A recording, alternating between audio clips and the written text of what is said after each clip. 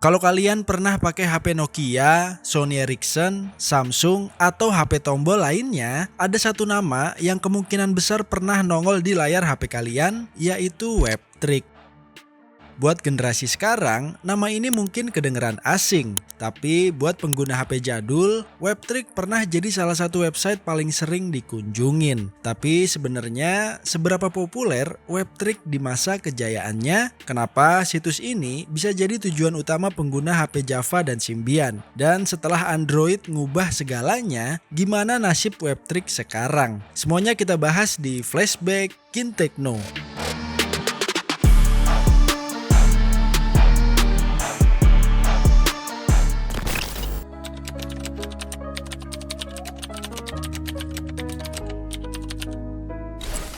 Buat yang ngalamin era HP Java dan Symbian, pasti masih ingat kalau internet zaman itu beda banget sama sekarang. Android belum merajalela, Play Store belum jadi pusat segalanya, buka website aja juga kadang harus nunggu lama, apalagi kalau sinyal lagi jelek. Di tengah kondisi kayak gitu, mulai bermunculan situs web yang emang dibuat khusus buat HP jadul. Dan salah satu nama yang paling cepat dikenal banyak orang adalah Webtrick. Webtrick mulai ramai sekitar pertengahan sampai akhir tahun 2000-an. Konsepnya sederhana banget. Lo masuk ke situsnya, cari konten yang dimau, download langsung ke HP, dan selesai. Nggak perlu bikin akun, nggak perlu login, dan nggak perlu install aplikasi tambahan. Kesederhanaan inilah yang justru bikin banyak orang betah. Waktu itu, Webtrick kayak jawaban buat hampir semua kebutuhan pengguna HP. Mau game Java, mau tema HP, mau wallpaper, ringtone, lagu MP3, sampai video 3GP, semuanya ada.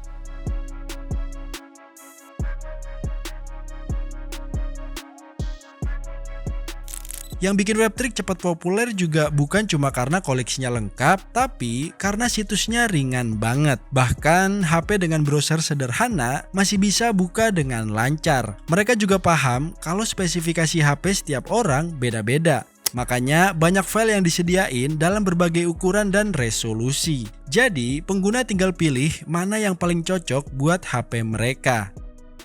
Waktu internet mulai makin murah dan semakin banyak anak sekolah mulai internetan lewat Opera Mini atau browser HP bawaan, nama Webtrick ikut nyebar kemana-mana. Popularitasnya juga nggak cuma di Indonesia, tapi di banyak negara berkembang lainnya. Waktu toko aplikasi modern belum mendominasi, Webtrick berhasil jadi salah satu nama terbesar di internet mobile. Kalau sekarang orang langsung buka Play Store kalau butuh aplikasi atau game, dulu banyak orang refleks buka Webtrick. Karena itulah di akhir tahun 2000-an sampai awal 2010-an sering dianggap sebagai masa keemasan Webtrick. Waktu HP Java, Symbian, Opera Mini, dan internet murah ketemu di waktu yang sama, Webtrick ada di posisi yang tepat banget. Pengunjungnya terus berdatangan, koleksi kontennya juga makin banyak, dan namanya makin melekat di kepala pengguna HP jadul. Buat generasi yang tumbuh di era itu, Webtrick bukan cuma website, tapi salah satu bagian paling ikonik dari pengalaman internet mobile sebelum Android dan Play Store ngambil alih semuanya.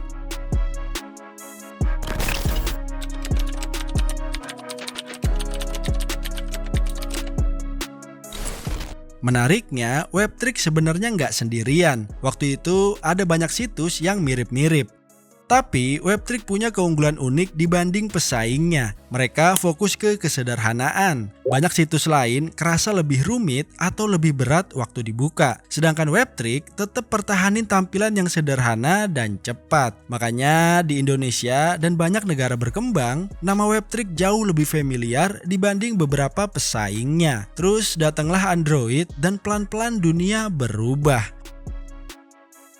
Orang mulai beralih ke smartphone, Google Play mulai jadi pusat download aplikasi, developer mulai distribusiin aplikasi lewat toko resmi, dan streaming musik berkembang, YouTube makin populer, dan keberadaan situs download tradisional mulai tergerus. Kebiasaan pengguna juga otomatis ikut berubah. Kalau dulu orang download lagu MP3, sekarang mereka streaming. Kalau dulu orang download video 3GP, sekarang mereka langsung nonton online. Kalau dulu orang cari game Java, sekarang tinggal buka Play Store. Perubahan ini bikin posisi Web3 perlahan melemah, bukan karena situsnya tiba-tiba jelek, tapi karena dunia di sekitarnya juga berubah.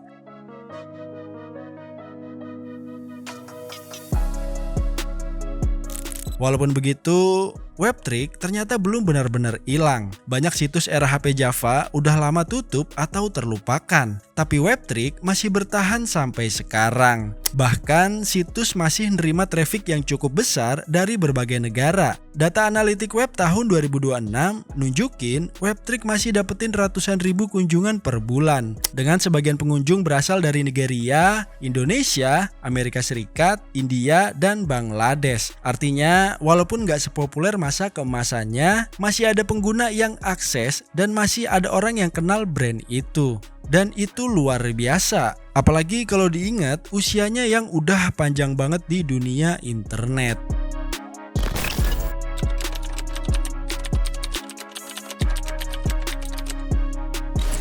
Buat sebagian orang, Web3 ibarat jadi gerbang pertama mereka kenal internet mobile. Situs ini juga berhasil bertahan ngelewatin beberapa generasi teknologi, mulai dari GPRS, Edge, 3G, sampai sekarang era 4G dan 5G. Kalau ditanya seberapa populer Web3 di era HP Java dan Symbian, jawabannya populer banget. Bukan cuma karena koleksi konten yang banyak, tapi karena Web3 udah jadi bagian dari pengalaman digital sebuah generasi. Dari download game Java buat nemenin jam istirahat sekolah, nyari ringtone baru biar HP kerasa lebih keren, sampai berburu lagu MP3 favorit yang akhirnya dikirim ke temen lewat Bluetooth, semuanya jadi bagian cerita yang melekat dengan nama Web3. Hari ini dunia udah berubah jauh. Smartphone jauh lebih canggih, internet jauh lebih cepet, dan cara kita nikmatin konten juga beda total. Karena sebelum Play Store jadi raja, sebelum TikTok dan YouTube nguasain layar kita, ada era waktu jutaan orang buka browser HP mereka dan ngetik satu nama yang sama, yaitu Web3. Jadi gimana menurut kalian? Kalau ada info yang kurang, tulis di komentar ya. Jangan marah-marah. Oh iya, by the way, ini suara asli ya, bukan AI apalagi robot.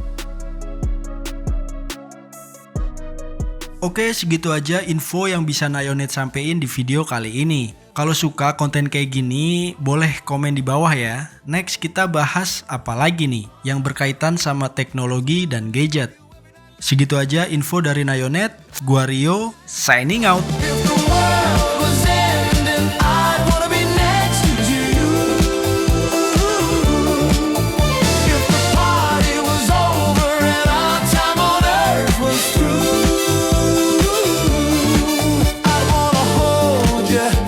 For a while